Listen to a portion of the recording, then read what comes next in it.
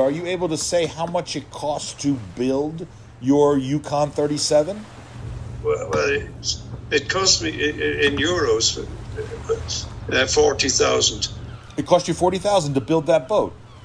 Yeah. Does that include outfitting it with the engine and all the stuff? Yeah. I got a second-hand engine. No way. Hi, I'm Joe, and welcome to MotorCity Boat Werks. Let's get to work.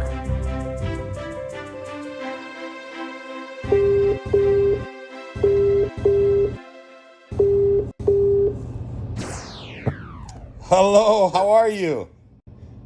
How you doing? All right. How's things going in Ireland? Oh, we're still here. This is my friend Damian McGlone. You might remember him from the very early days of MotorCity Boat Werks. He's 75 years old and a retired commercial airline pilot. He lives in Dublin, Ireland, and he's building a 37-foot wooden trawler with his bare hands. So I've got this recording now. I think we've got audio here, and I think we have some video. And I want to talk about your boat got launched. You finished your boat. It's in the water. Finally. How long has it been? How long has it taken you? Oh, the guts of 10 years. Interrupted by my wife insisting I build this extension to the house in the process. So the last time we talked was probably 3 years ago. Is that right? Was it that long? Yeah, I think it was that long. And your boat was in your front yard, and you were nearing the end of kind of getting it together. And at that time, you had told me that you thought you were going to be in the water in 6 months. But that didn't happen. Yeah, well, events. What happened? Well, my doctor told me there was something wrong, and he sent me for a scan. And then next thing, before I knew it, I was waiting for the heart surgeons to open me up. They've replaced my aortic valve. Oh my goodness! So, and then I was out of action for 9 months. 9 months recovery, yeah. Damian and I have stayed in touch over the years. We text or call every month or so. He was my first international interview. He let me show up on his doorstep and interview him about building his boat. Be sure to watch that episode and his interview. It explains everything about the boat, what it is, and how he built it. So it was gut-wrenching to hear about his medical challenges. But it was equally uplifting when he called to tell me that he was finally going to launch his self-built boat. When you get to this final stage of your boat building project, what happens? What does a person need to know? Well, first I had to get a slot in the marina. Mm-hmm. I managed to get for 6 months. Then I had to organize blow loaders and cranes and all the rest. And this guy that lifted it over the house years before, he got some other company who were friends of his, and they'd done a fantastic job. I think you have some footage of that. I didn't have to. They just came, they lifted it, and from the house to the harbour it was about an hour. Did you have to coordinate with the local police, a constabulary, or something like that to block off the roads? No, I left them. They were a haulage company. I let them deal with it. I just spoke to the harbour master as well, because the crane in the marina wasn't capable of lifting it. We had to drop it in at the fishing dock. The harbour master was a little bit grumpy about that, but anyway, he agreed in the end. That was the other thing. I had to wait till I got the slot for the crane. Wait for I paid for the slip in the marina, but I had to wait for them to say, okay, you can bring it now. So it's all these things that you have to kind of coordinate at the last minute to bring them together on a moving day. Yeah. I want to ask you something, if you can remember. What was it like on that day? What did you feel like when you woke up in the morning and you knew you were going to be doing this? You and I had talked the night before. You said, oh, this thing's going to happen. Well, to be honest with you, it was all a blur. I just knew what I was doing and got it done.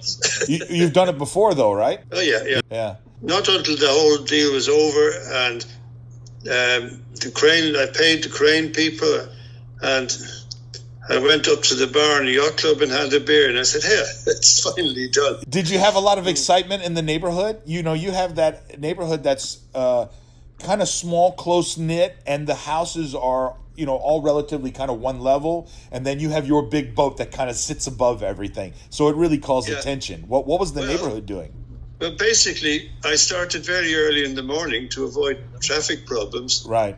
I started at 6:30 a.m., and they all woke up and it was gone. That's it. They're all off. Why didn't you tell us? We'd like to have seen it. I didn't want a party, to be honest with you. Really? Yeah. Launching a boat is not party time. It's serious business. So it was all about getting it done, not really about having spectators or anybody there doing anything. No. At any point during the process, did you step back and say, wow, I can't believe this is happening? Did you have any moments of being nervous when they started lifting the boat initially and then getting ready to put it on the trailer? No. I flew airplanes into all sorts of weather, and I just got on with it. So you just take care of it and do it, right? Yeah. How about when it's going down the road? Do you have any concerns when that's happened? It was just, I had my friend Gordon with a brush lifting up the phone lines. Oh, really? And of course, he caught the thing on the phone line. You probably see it on the movie. He lost his brush. Lost the brush. But we were almost there at this stage.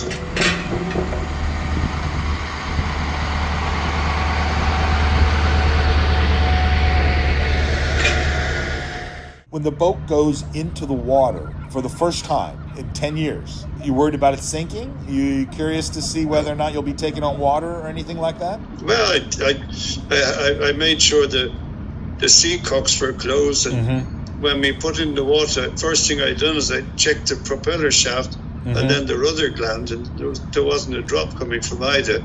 Just where the echo sounder transducer is, there's a little weep there, but I've got a color echo sounder with a new transducer, so I'll be replacing them at a convenient moment when I can dry her out somewhere.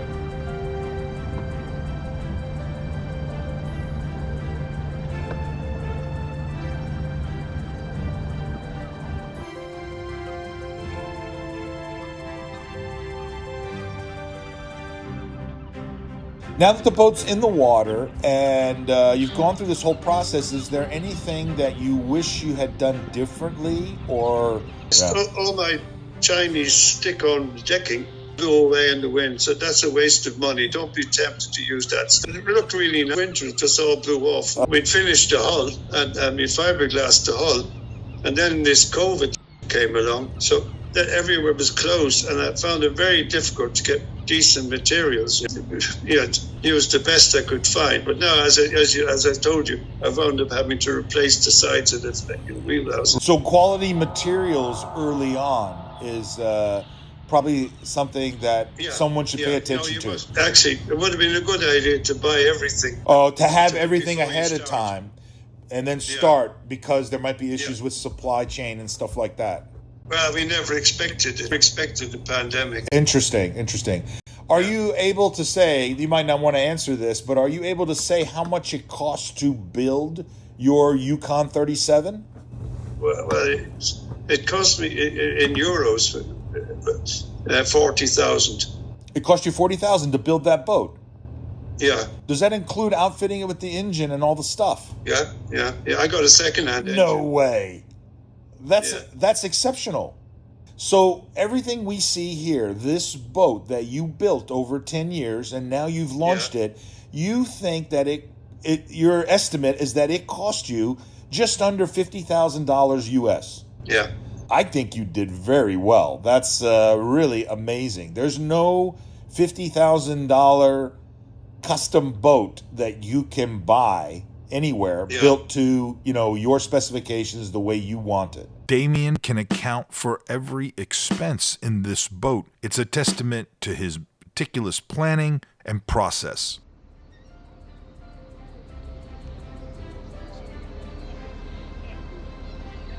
In my own boat works, building my own great loop boat, I sometimes wonder, is it really possible for an amateur to build or restore such a large vessel. There's not a lot of facts out there. There's not a lot of details. People talk about it, they talk against it. On YouTube, they claim to show you what it looks like, but do they really?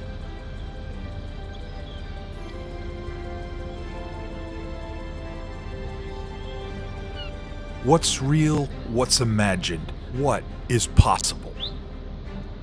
What I'm going to do now, I'm going down to the boat now. I'm going to put the kettle on, a heat, and then I'm going to make a hot whiskey.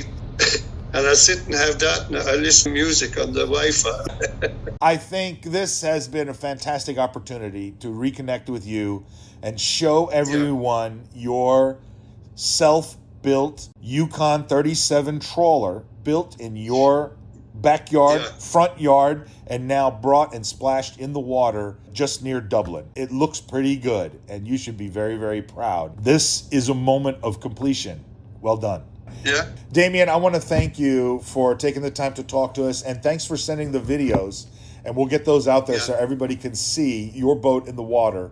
And you and I, of course, will talk again as we talk all the time. Course. Thank you so much. I appreciate it. God bless. Bye-bye. Yeah? Bye-bye. Well, there you go. That's some real motivation. It's time to get back to work inside my boat works. I got to get to work on this trawler. I'll be back again soon with how-to episodes. We'll see you soon. Stay motivated. Do you want to try some of these projects? Well, I make my notes and my parts list, all of the details from my Da Vinci notebook available to the workers. Workers also get access to my ebooks. The book I wrote about restoring a classic 30-foot sailboat, you get that free. My guide to building a pilot house on a small sailboat, you also get that free. Every worker gets a free shop sticker. You get behind-the-scenes footage, and you get updates from me as I'm working through the projects in the boat works. But wait, there's more. Depending on what tier you are as a Patreon supporter, well, you get a discount on my consulting, on my personal coaching